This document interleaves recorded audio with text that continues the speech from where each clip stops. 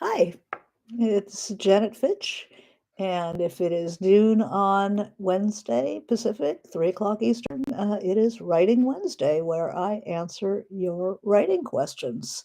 Um, Psychological questions, craft questions, technique, um, bigger issues, just how to keep going on, or whatever it is that you want to know about. So, in between Writing Wednesdays, you can always send me your questions at uh, www.janetfitchwrites.com, my website, and send me a question. I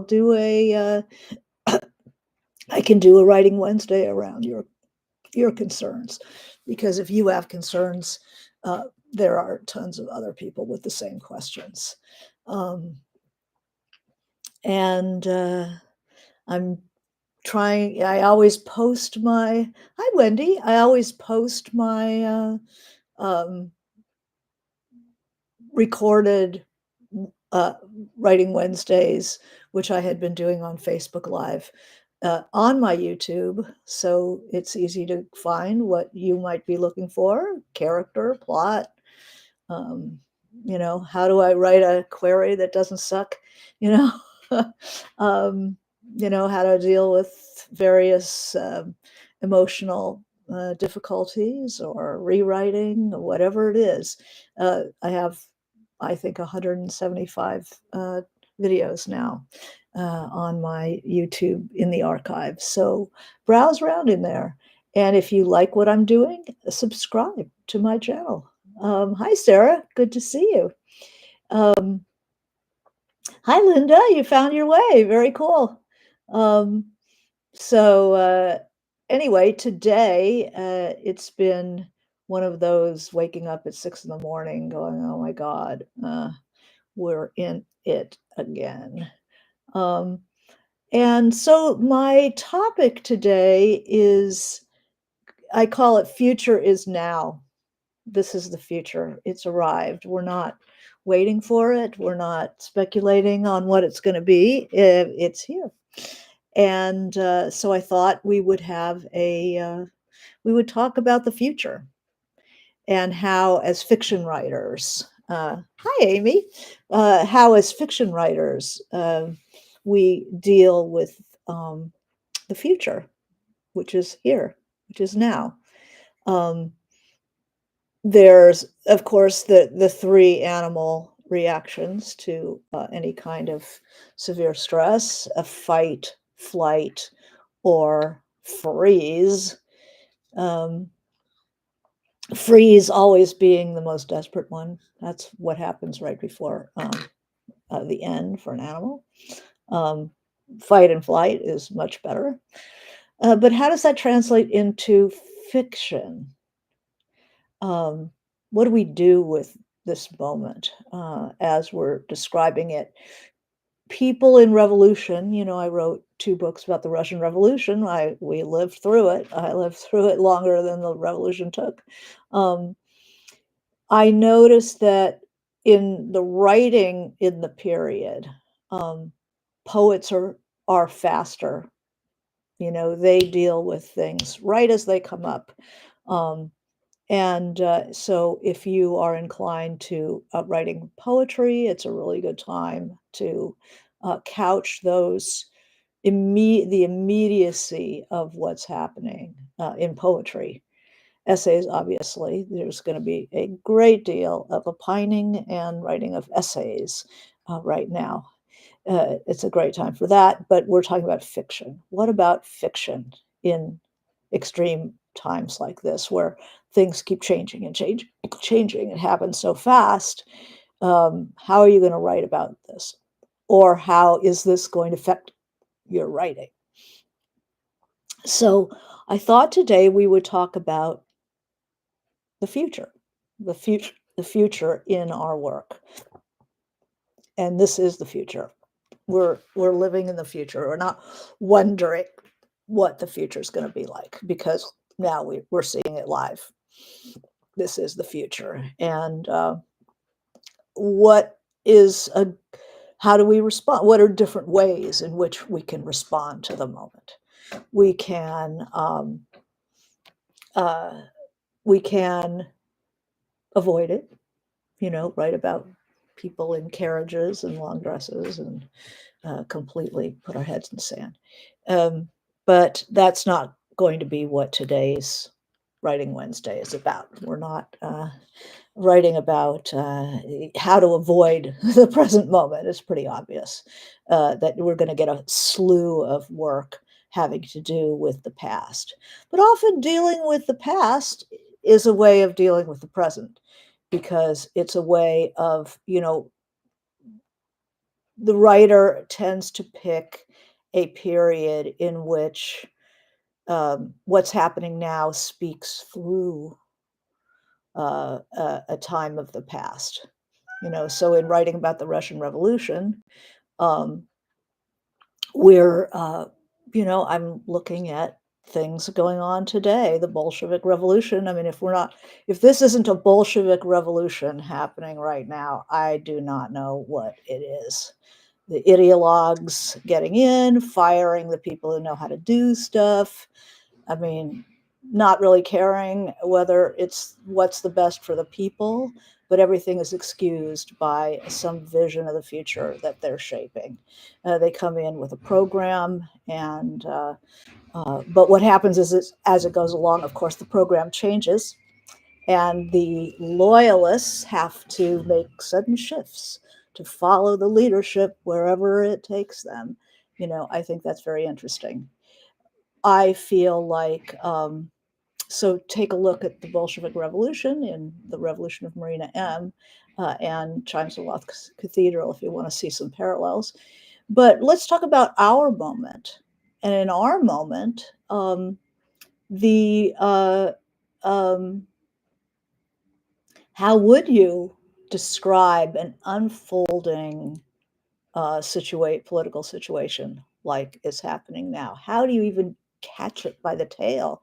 It doesn't stand still. It's still going.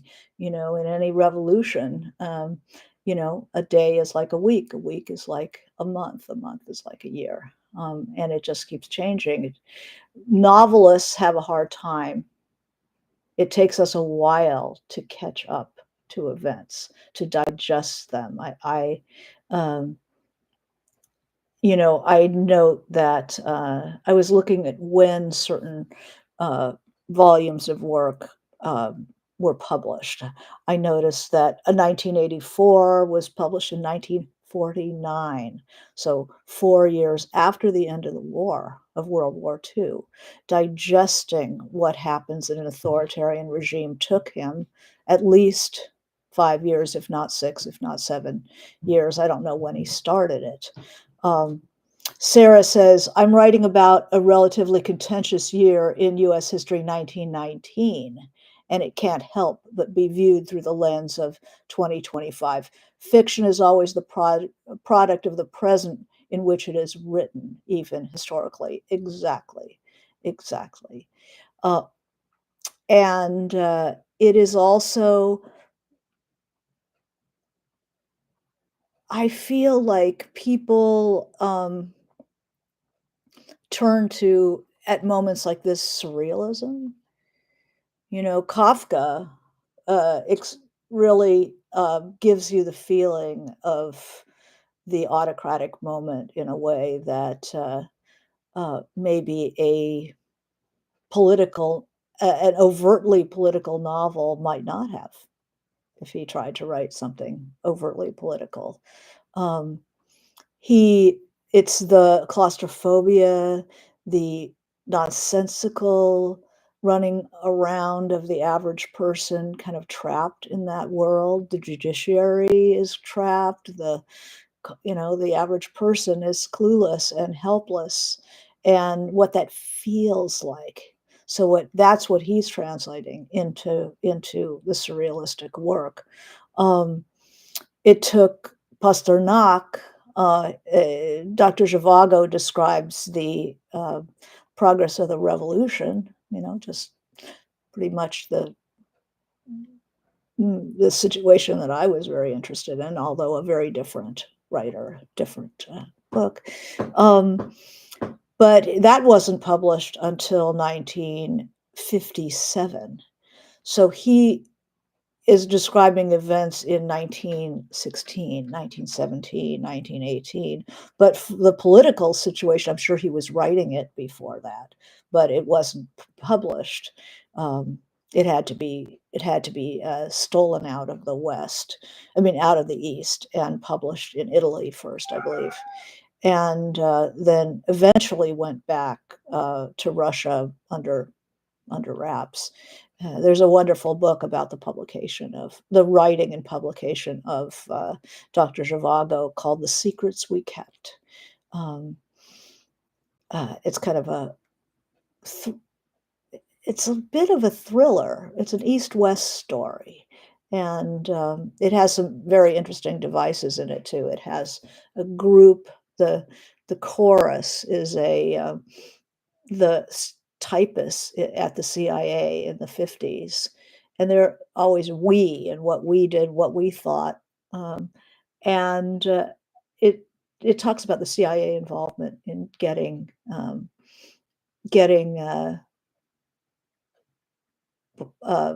Dr. Zhivago published in Russia or taken back to Russia. So there's an East-West story, and the East story, Pasternak's story, is much more serious than the West story, as you can imagine. Um, but, so how do you write about what's going on? I mean, certainly it's as surreal a moment as you can possibly imagine. Did one of these talks about the circus being in town, and the US does have this taste for the carnivalesque at its worst. And so stories, I would say, channeling this moment, stories about con artists and conning the gullible, and what happens when people rise to power, based on the gullibility of others. I mean, look at all the king's men, Robert Penn Warren, about a populist leader in the South, coming up through drumming up the worst of the worst. Um, but I think science fiction does this very well. There is no surprise that we are in a period of uh, science fiction, like a real emergence of science fiction as probably the major genre in literary fiction right now. Is if you look at um, maybe not the bestseller list, but if you look at the major novels coming out now, um, there's a lot of alt history, alt fiction, where people are retelling stories from a different point of view, books like James. Um, but also, we are more and more positing the near future, and what we're seeing about the present. Future is now. Um, Given a little bit of fictionalization, as couching it as the future, where it's really it's already here. I mean, people could say there is no future. This is the future. Future is now. Um, so how do you handle that in fiction? You might want to write a story about um, a slightly future or quite a bit future setup that you can imagine very easily extrapolated from what we're seeing now. And then you can work backwards, like The Handmaid's Tale, of telling us how that came to be. So it's a way of talking about a very fluid situation, but being able to move forward and call it the future. Um, I think that it's where writers, um, their ability to contact the zeitgeist, what's really going on in our world, the zeitgeist, the world spirit. It was like, what is the flavor of our times? What is going on here? And then you find, they find a world that expresses an extrapolation. If you continue in this way, this is what we're going to get. So um, I can think of so many alt future books or, you know, future speculative fiction that are coming out right now. And I don't think that's going to stop because as the world changes so quickly, the future is the medium. So, oh, people are saying all kinds of things here. Um, so Sarah says The Handmaid's Tale was written in 1984. Yeah, there's some irony. And Linda says surrealism being the watchword. Bulgakov, The Master and Margarita, Heart of a Dog, White Guard. Location and leaders change, but the minds of the leaders are the same. Does human nature ever change? Oh, hi, Janet Claire's here. Hi. And Llewellyn's here from Canada. Hello from the 51st state. Writing has to be satirical for my own emotional balance. And then G.B. Walther. Oh, hi. Thanks so much, Janet, for making Writing Wednesday live again. Well, thank you very much. He says, you are so insightful and encouraging with us with your writing wisdom. Oh, thank you. So let's talk about Bulgakov.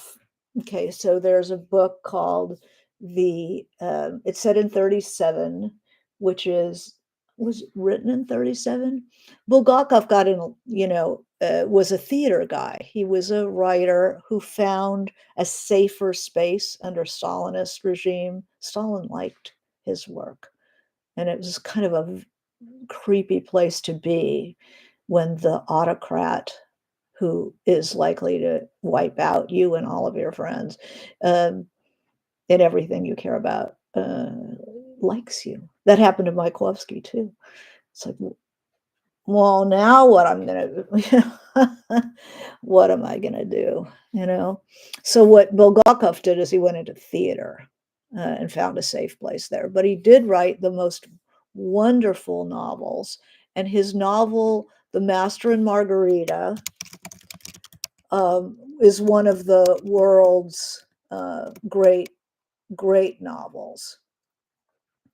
It uh, it's about it's kind of a stranger came to town, and it was basically this strange man, a very large cat, a woman with a ribbon around her neck, very pale, a strange looking man in a checkered suit, and it's obviously the devil and all his minions who come to Moscow in 1937, which is a purge year. So we're seeing a purge year. It's where everybody is just living in terror. And he goes to the Writers Union, which was a craven. It's hard to say. The Writers Union under Stalin was a puppet of Stalin, as everything else is in a dictatorship.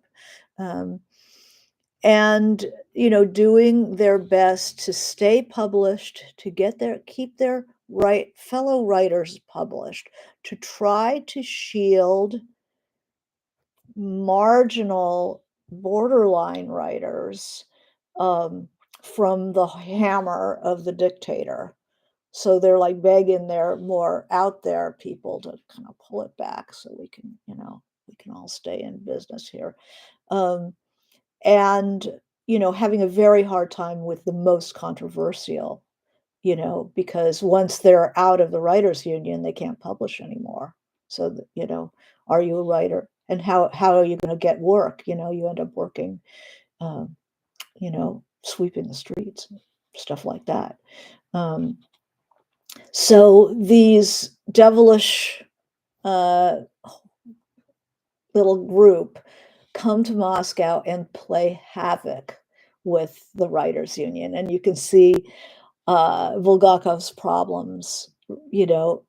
Everything is coded.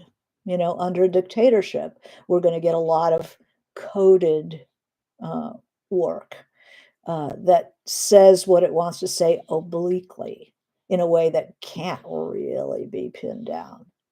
Um, it's easier for poets, but you will see it in fiction. And The Master and Margarita is about the the comedy is about the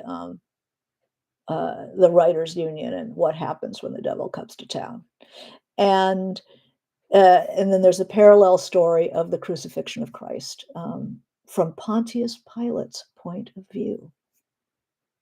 It's masterful, and the coming of maybe a Christ, the Master, who's a mental patient. It's an incredible book, and writing about the future is now. I mean, that's what these writers were doing, especially Bulgakov. Definitely worth reading. Um, and we have our Canadians, our 51st state. I know, you know, I can see definitely writing science fiction about all of this. Jennifer is here. Oh, thank you, Jennifer. Enjoying my work. Um, so, how else do you write about the future? There's always surrealism, um, like Borges, like um, Kafka. There's science fiction, so you can go like the Parable of the Sower. People are buying Octavia Butler, especially the Parable of the Sower, because everything in that book is happening right now. We talk about the future is now. If you put your ear to the ground instead of just to the newspaper, if you start thinking, okay, where are we going? What are you really seeing of the future? Not next Tuesday, um, but what are you seeing in 10 years? What are you seeing in 20 years? What's the logical outcome of all this? And then you can work backwards if you want to show how it came to be. I think there's going to be a lot. I think that's going to be a rich field right now. Is writing about the present in, and then what do we see in 10 years? Um, I have an old sci-fi story that I never did publish. It was a shame. Um, that's set in the fairly near future, um, where the Earth is owned by 5 companies. Everything on Earth is 5 companies, and they have huge domes, and if you don't work for one of the companies, you're out. You're out in the cold. And I reread that, and I'm going, "Oh my god," "Is that coming?" Yes, you know? Yes, all kinds of stuff, and it's an interesting way to go to work with what's happening, and, instead of trying to chronicle, and some people are just chronicling things. I mean, Heather Cox Richardson, she is just chronicling almost as if it's a letter to the future now. Her letters from an American. She she does just telling you what happened today. She's an historian, and I could see fiction, an historian in the future talking about what happened and where we are now. And, maybe they're in jail. My character was. Um, that, just even the remembering is illegal. Certainly, Stalin whitewashed characters out of history right and left. I mean, authoritarians do. I mean, it's already happening here now. The end of, no Black History Month. You have to take these figures out. And when people punk them and actually do it, and everybody gets upset, it's like, oh, you're taking us too literally. Well, duh, of course we do. But how would you deal with that in fiction? How would you deal with a moment like this? Very political works are often, uh, so Llewellyn says Bukharin could be in modern time, could be Musk. No, Bukharin would be when Musk is president or whatever dictator in chief, Bukharin would be writing an America in which something comes to be devil, that figure. Um, Amy says, I just started following her. Octavia Butler? Um, Amy? Just started following who?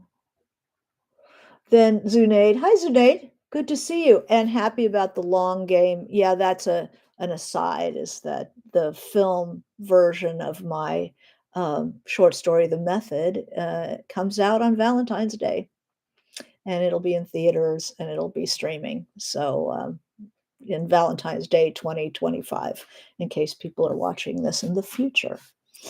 So uh, GB Walter, are you GB? Is that how you like to be called? Are you, oh, Heather Cox Richardson, Amy was saying. So GB Walter asks, so are you including fantasy under the banner of sci-fi? The reason I ask this is because some of the most contemporary commercial authors have been spinning fantasy novels.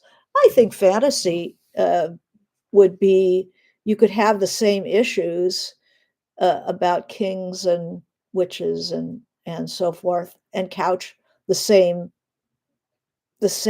observations. I mean, certainly in the court of King Ra-Un, there could be, an aging, demented king, the Grand Vizier, who is uh, power crazy, bringing in these little warlocks who have no idea how the great kingdom of Ra-Un was created and have no affinity to it whatsoever. And, yeah, you could play this whole thing out in fantasy just as well as sci-fi, but people are doing it. The future seems to uh, prefer the the alt future or the futuristic side of things because it's connected to the present, whereas fantasy tends to say, okay, in another world. But both could definitely, any kind of speculative fiction can deal with this very well. And then you look at books which include their future, the present as is coming to pass. Um, when you have a book like Under the Volcano is about the British consul in Mexico drinking himself to death on the Day of the Dead, 1939. Well, 39, we're on the brink of World War II. Everybody's breathing paranoia. Fascism is on the move.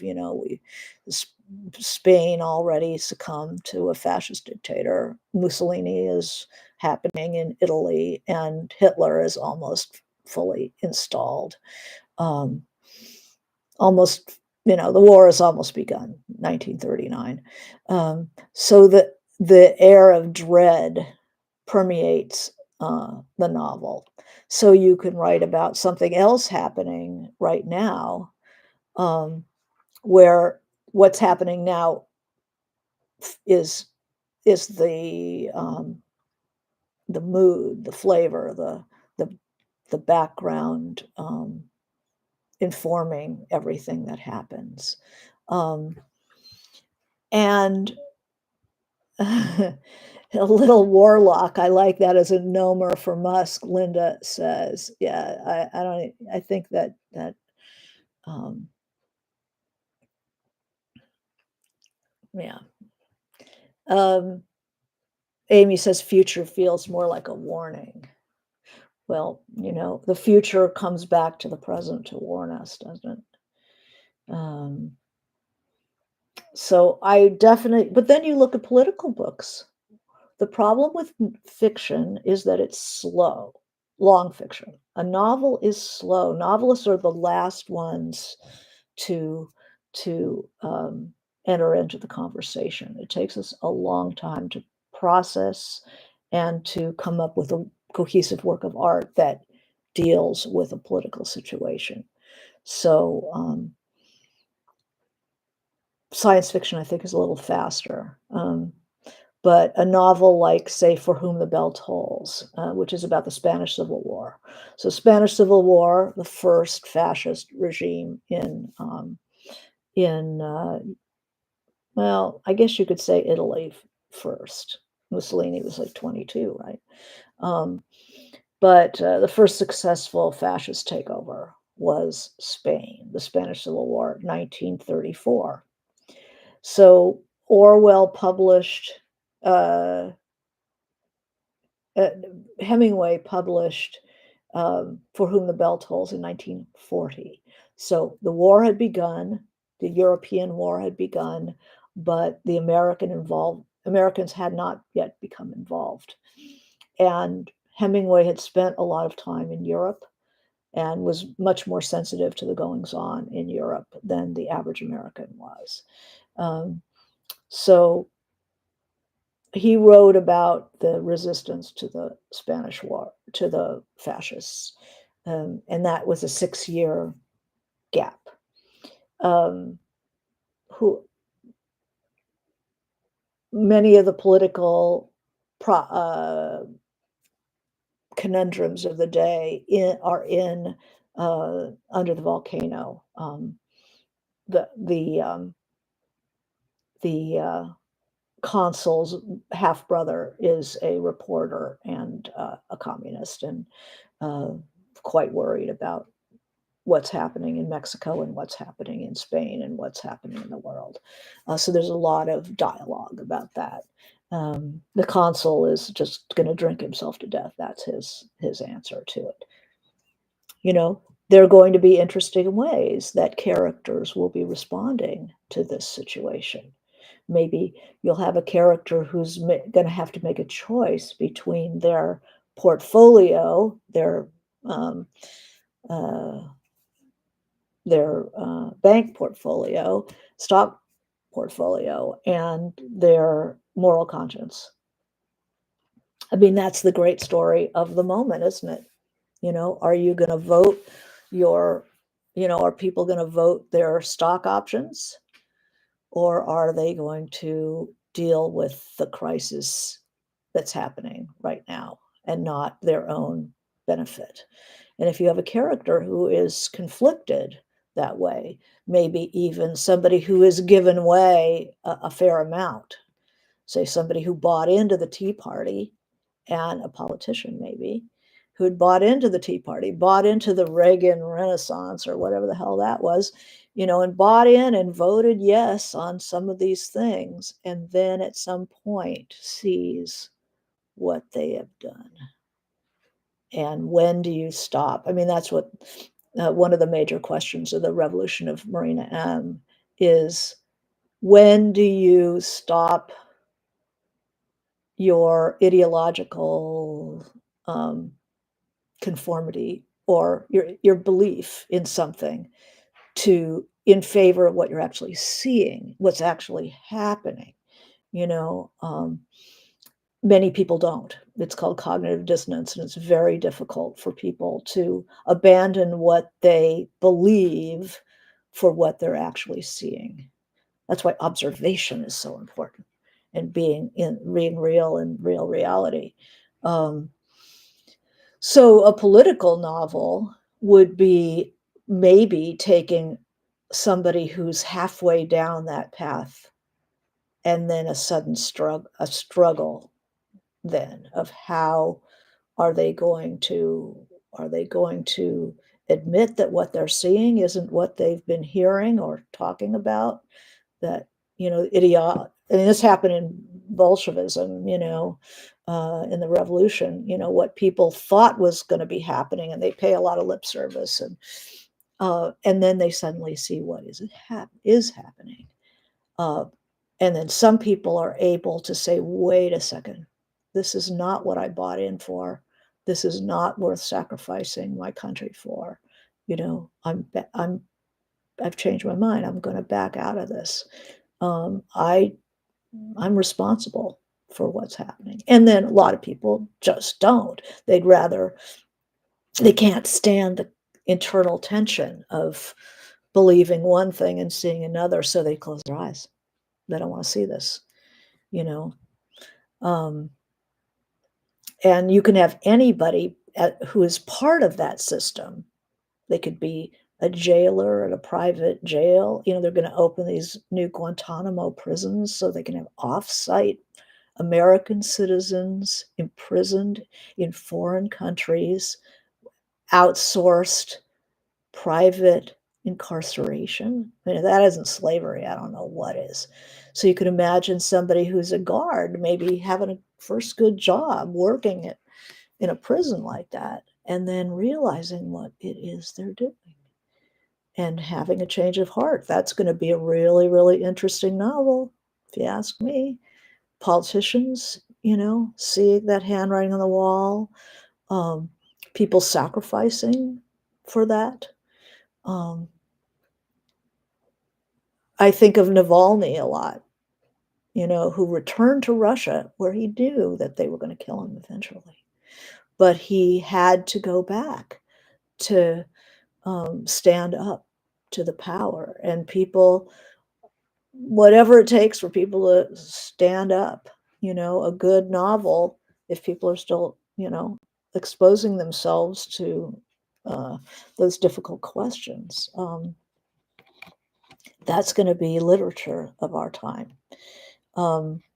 So Llewellyn says MASH was a way of showing the war in Korea as a satire of Vietnam, or a commentary of Vietnam. Many ways to find historical events that parallel today. Absolutely, um, you know, but it takes that takes a while to get into that, and you can do also micro and macro. What you see on a personal level, what happens on a personal level, say in a school, you have this situation where there's a takeover of the school by, say, some ideological influences on the school board. Like, we haven't seen that, right? We're seeing it all the time. And maybe the principal decides not to back down, or somebody decides not to back down. And then what happens? Sometimes you end up with what I call uh, the One Flew Over the Cuckoo's Nest ending, which is where the protagonist doesn't make it, but somebody watching what the protagonist did and the sacrifice they made is able to pick up the torch and carry on. I love that ending. I think that is so one of the great endings of any book, is the ending of Cuckoo's Nest, because they don't even have to live to carry the torch on. Uh, and then you can have utter bleak European cynicism, like the end of Chinatown. That was supposed to be the Mrs. Mulwray. The detective saves her and the girl, and from the corrupt grandfather who owns all of L.A. and so forth. And Polanski, having lived through the war in the hardest way possible as a child, and the Europeans don't have an optimistic attitude about this kind of thing. Corruption is real, and its harm is real and ongoing. And so Polanski read that script and said, no, that's not how it ends, from his point of view, because he wasn't an American and he wasn't trying to make everything all better. He just showed how corruption wins. And the mother dies, the daughter is taken away, and the detective is just stuck with the world as it is. So you can go either way. You can go cynical, or you can, but even the cynical ending inspires people to try to address that and not recapitulate that. Um, but the optimistic ending is where even if the hero doesn't make it, somebody does. And the important thing is that somebody does, and somebody's been inspired by that. Um, and Amy says it, but luckily history repeats, so novels become timely eventually. Isn't that interesting? There are always echoes, but it's always different. It always plays out differently. I mean, the lightning speed of what's going on right now is its salient characteristic. And this is the tactic of this regime the first time around, but it wasn't as confident. Now it is confident. It has tech on its side. Um, you know, we're seeing, perhaps this would be a moment to talk about the way the Roman Republic became an empire as the you know the first working republic doesn't make it, doesn't make it. The ways in which the democracies die. You know, it's a very fragile thing, and that has occurred in history. If you want to go back in history, but I'm very interested in the science fiction aspect of this and couching the future, talking about the future. Uh, I mean, how is tech going to be? Every technology, every new technology um, changes political and social situation. The invention of the printing press, probably one of the most powerful things that's happened in Western civilization, technologically. Until recently, we lived in the world of the printing press. And the power of the press was a democratizing influence, because instead of handwritten things that had to be passed and passed and passed, suddenly the average person could learn to read and could read. Originally, it was to read the Bible, that the average person could read their own Bible instead of being having to have a priest who had the knowledge, and then the people just heard what the priest said and could not address the text themselves. Suddenly they could read. They could read the Bible. Well, reading leads to more reading. So first there's the Bible, and then there's newspapers and novels and the printed word. Now we're in another age, another transition of technology to AI, not only to the information age, which has been with us for a while, but now that we have AI, we have machines. They're not machines. They're technologies that can replace the human being. A small number of people can step in and disrupt the lives of millions and millions and millions of people without a vote, without a approval of anybody. The attack on democracy it's so fast, and it doesn't require very many people at all. It's the plan and the will to do it, and the arrogance to do it, and the the lack of respect for anyone and everyone, just the lack of respect. Um, so let's see what we say. Wendy says, I'm reading Marina M. now, the Russian Revolution novel, and it's comforting during these times. Yeah, to show that this has happened before, and this is how it happens, and people are living through it.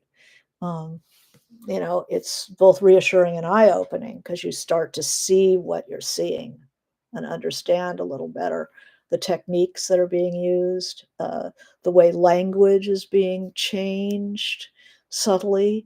So now anybody who's not a white guy is DEI. Well, screw that. We're just, we're half the country or more. more than half the country, you know. Um,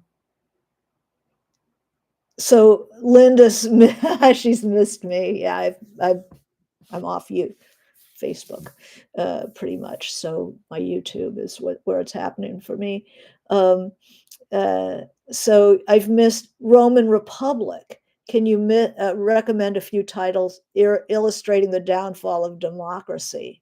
Well, gee, I think that uh, Marina M is there is a moment of democracy. Russia has a very different background. Our form of government comes out of the Enlightenment. So these are people like Voltaire and Rousseau, and the idea of the basic rights of man, and this whole movement in French intellectual culture that spawned it spawned the French Revolution. It spawned our revolution. Our founding fathers were all Enlightenment figures. They had read all of this literature, and they'd really thought about how do you create a society that benefits people, the mass of people, a participatory society without a king, that people could rule themselves, self-rule. Um, Before the Enlightenment, people didn't really think people, average people, could do that, but they had the printing press. These average people could start to read, debate, think for themselves, you know, and our country comes out of that tradition. And what's happening now is that the ideals of the Enlightenment are fading and being replaced by authoritarian ideas. This is the danger of all these charter schools, private, this religious schools. Instead of learning something about our culture, it's wiping that clean. And I'm just going to teach my children about the Bible and a couple other things and how to load and reload, this stuff, but not necessarily the depth of thought that has permeated our culture. That we used to take classes in citizenship when you were a little kid. You took citizenship and you took social studies and you learned how the government worked and you learned all the work it took to build our society that's being torn down so quickly.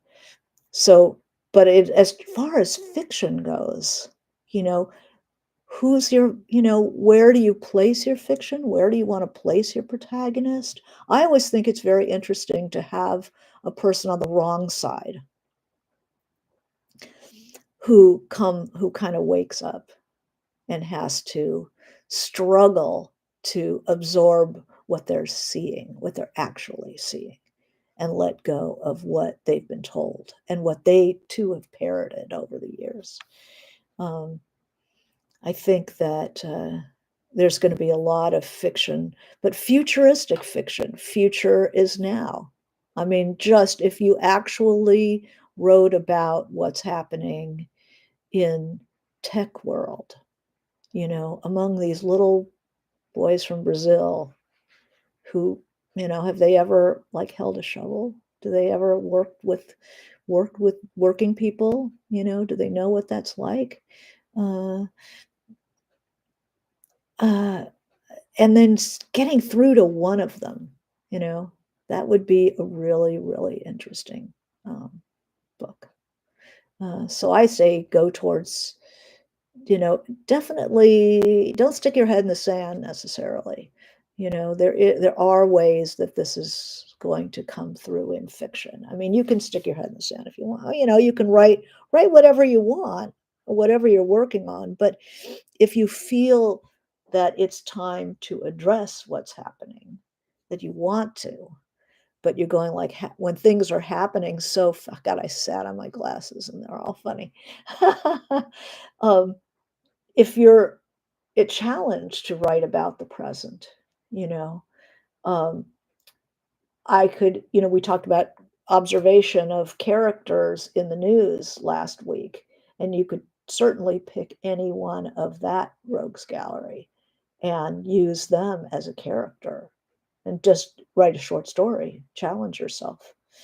But to write about think about the future. Think, what are we looking at in 10 years? Go ahead and just give that a stab. Don't even try to write it.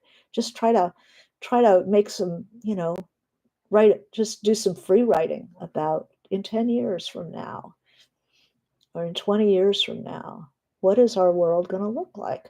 And then see what stories, like where's the entry point? How would you get into that story? So thank you very much for joining me for Writing Wednesday, and and um, February 14th, Valentine's Day, the movie.